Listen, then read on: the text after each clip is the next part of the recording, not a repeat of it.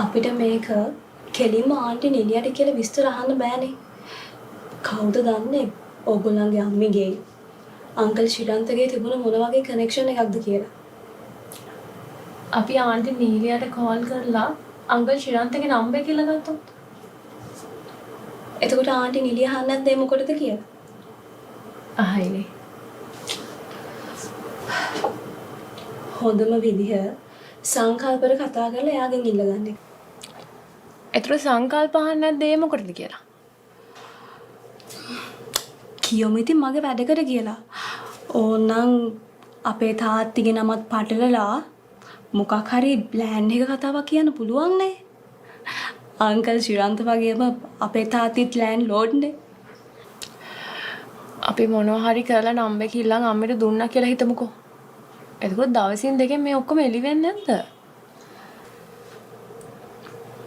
එළියට නම් එයි. හැබැයි ඒකෙන් ඔයාට නරකක් වෙන්නේ නැහැ.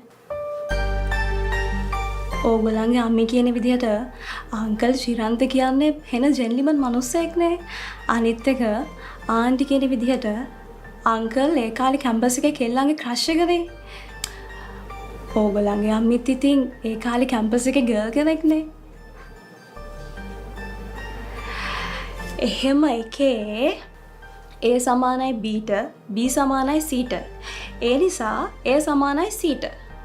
ඔයාගේ අම්මි අංකල් ශ්‍රීලන්තගේ පුතාට ඔයාව දෙන්න අකමැති වෙන්න හේතුවක් නැහැ. අනේ මන්දා. හීනකින්වත් හිතපු දෙයක්ද මේ උනේ?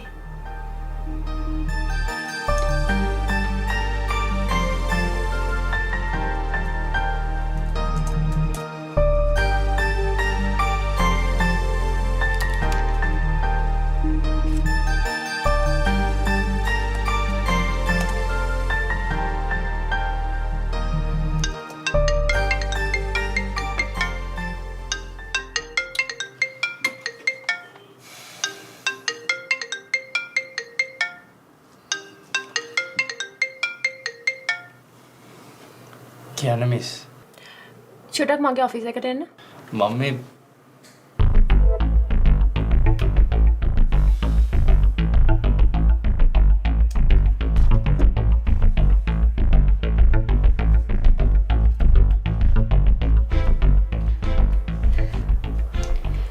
කෙලින්ම මගේ වැඩක් විදියට කතා කරලා මං නම්බර් එක ඉල්ල ගන්නද?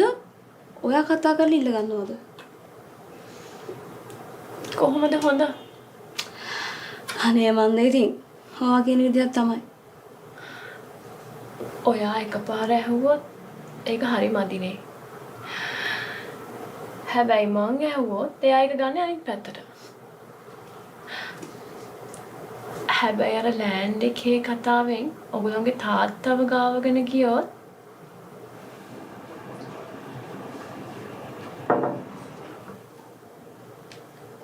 excuse me miss. sit. කමන්නේ මිස්. මම මේ පොඩි හදිසි වැඩක ඉඳලා ආවේ. okay. අපේ තාත්තිට ලෑන්ඩ් එක ඔයගොල්ලන්ගේ තාත්තිගේ මොකද ලෑන්ඩ් එක වැඩකට මේගොල්ලෝගේ තාත්ති ඔයගොල්ලෝගේ තාත්තගේ නම්බර් කිල්ලනවා. පොඩ්ඩක් ක්ලියර් දීලා යන්න. අනේ මිස් ප්ලීස්. මගේ අම්මයි තාත්තයි වීලුවට අරගෙන නැති ප්‍රශ්න හදන්න එපා. ඒකෙන් අපි අවුල් වෙනවා විතර නෙමෙයි කරදරෙත් වැටෙනවා. මිස්ටර් ඇත්තට මෙහෙම ප්‍රශ්නයක් තියෙනවා නම් මිස්ගේ තාත්තගේ කන්ටැක්ට් නම්බර් එක දෙන්න. මම අපේ තාත්තව කන්ටැක්ට් කරලා ඒ වැඩේ කරලා දෙන්නම්. excuse me.